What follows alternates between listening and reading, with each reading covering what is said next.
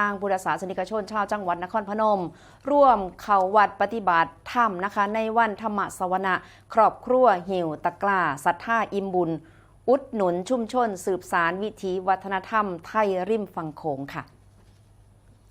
ที่ศาลาการประเรียนวัดมหาธาตุอำเภอเมืองจังหวัดนครพนมว่าที่พันตรีอดิศักดิ์หน่อยสุวรรณผู้ว่าราชการจังหวัดนครพนมเพิ่นก็ได้นำพุทธศาสนิกชนชาวจังหวัดนครพนมเข้าร่วมกิจกรรมเข้าวัดปฏิบัติธรรมวันธรรมสวนะภายใต้โครงการ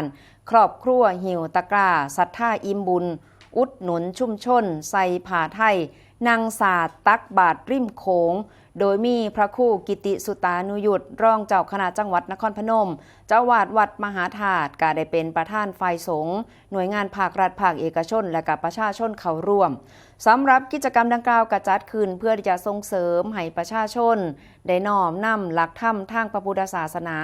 มาประยุกต์ใส่ในการดำเนินชีวิตพร้อมทั้งมีการสืบสานประเพณีวัฒนธรรมอันดีงามของท้องถิ่นริมฝั่งแม่น้ำโขง